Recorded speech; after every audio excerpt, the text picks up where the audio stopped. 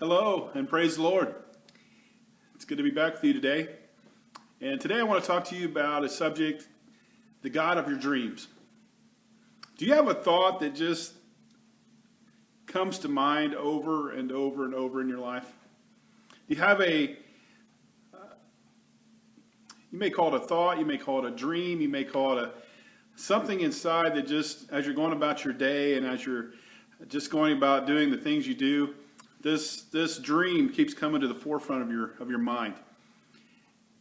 You're not even thinking about that. You're just going along doing life, and this just keeps coming back. And things that you do and places that you go spark something in your mind that just makes you think about it.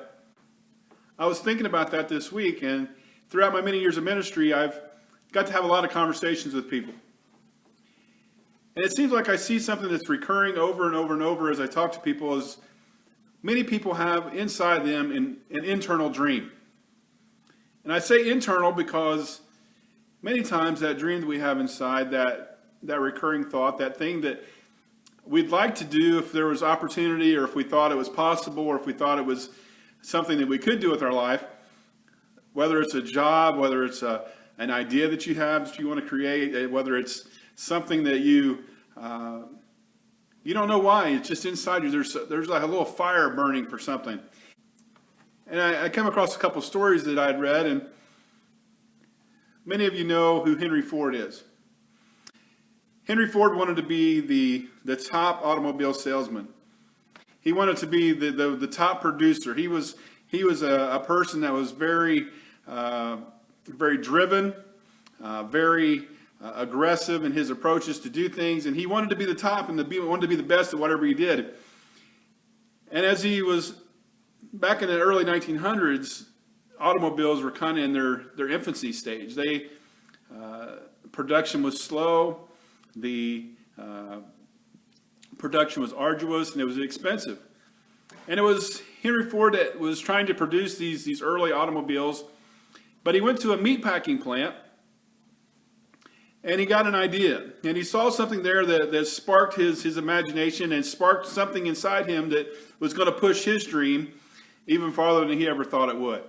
He saw there at the meatpacking plant that they were hanging the meat on hooks, and the meat itself would travel on conveyor lines, and it would come by the processors, the people that were cutting the meat, and they would cut off, and each time that meat would come by them, they'd cut off the cut of meat that they were supposed to cut.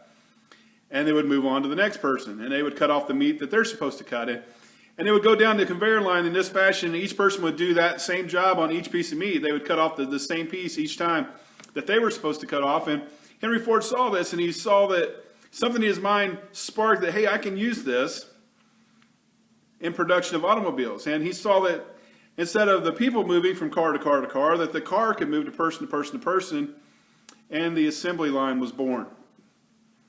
This forever changed the way automobiles have been made. And today, even in our times today, over 100 years later, we're still producing automobiles in this fashion.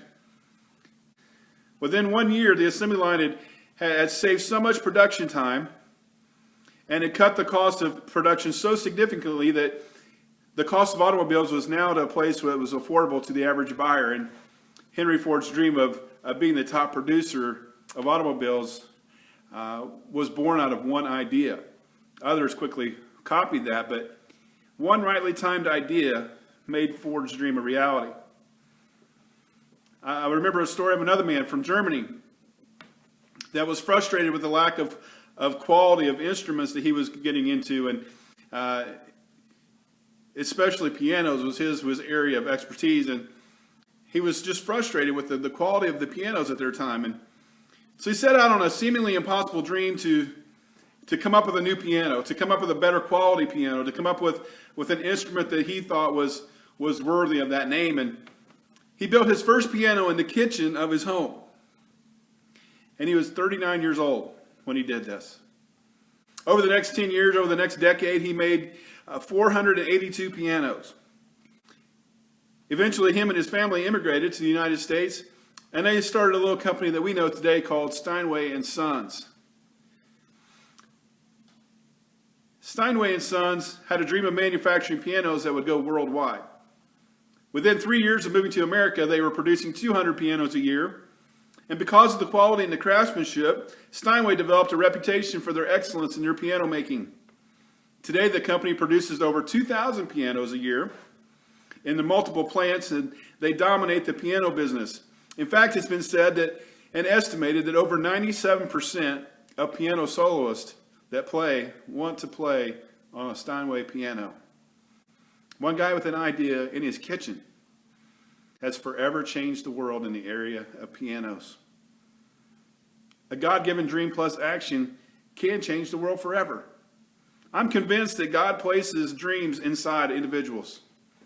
A dream that dominates our thoughts, a dream that resurfaces over and over and over and makes an appearance at the most inconspicuous times. It's something that you can't get away from. There's something inside you that just drives you to think about that and drives you to contemplate that and be concerned about that and try to find ways to accomplish that dream. How about you? Do you have a dream in there? Is there something inside you that God has placed that over and over in your life, it keeps coming to the forefront of your imagination and the forefront of your thoughts? Psalm 37, verses 4 and 5 says, "Delight thyself also in the Lord, and he shall give you the desires of your heart. Commit thy way unto the Lord, trust also in him, and he shall bring it to pass." In the book of Genesis, we read a story of a young Joseph who had an actual dream. And he had a dream that his brothers would one day be bowing down to him. And he was already seen as the favorite son in his family, and his father had given him that coat of many colors, which was a gift that the other brothers kind of didn't like. And needless to say, when he told this dream and shared this dream with his brothers and his family, this didn't sit well. And he had the dream again, and his brothers at that point had had enough when he shared the dream the second time. So they came up with a plan to end this dream that Joseph had before it ever began. First, they left him in a pit to die. And after some thought, one of the brothers convinced the others that let's not let him die, but let's just sell him into slavery. So some Egyptians were coming by, and as they traveled by, they sold Joseph to them, and they sold him into slavery. Later, he's falsely accused when he's in Egypt, and he's imprisoned twice. Still, God's providence would win out, as his God-given ability to interpret a dream for Pharaoh would grant him a position in the kingdom.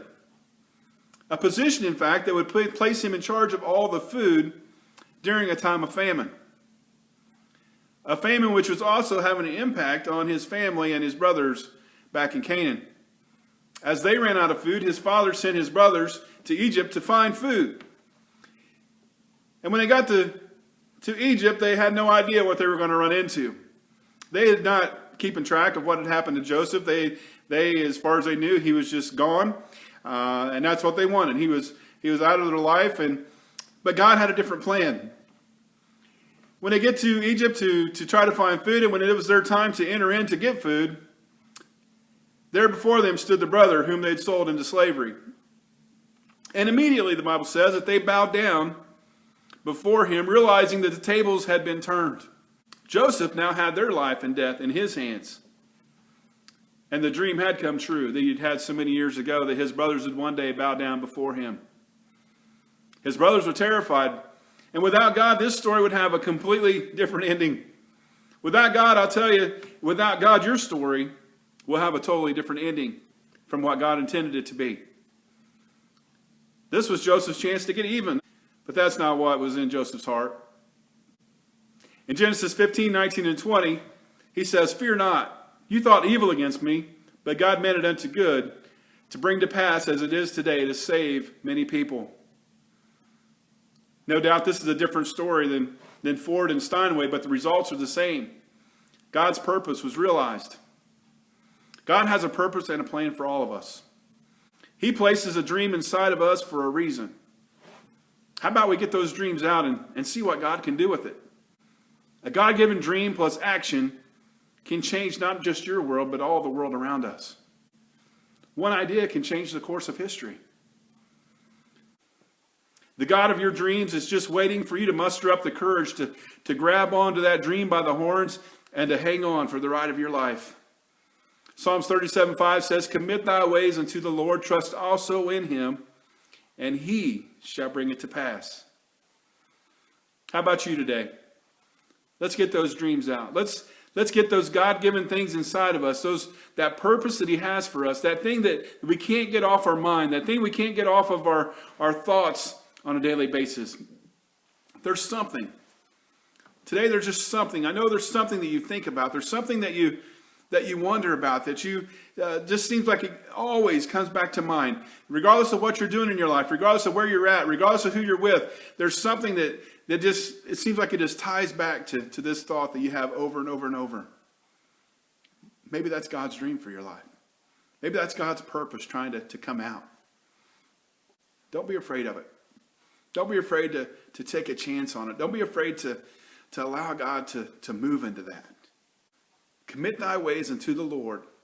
Trust also in him, and he shall bring it to pass. Praise the Lord. God bless you. Have a great day.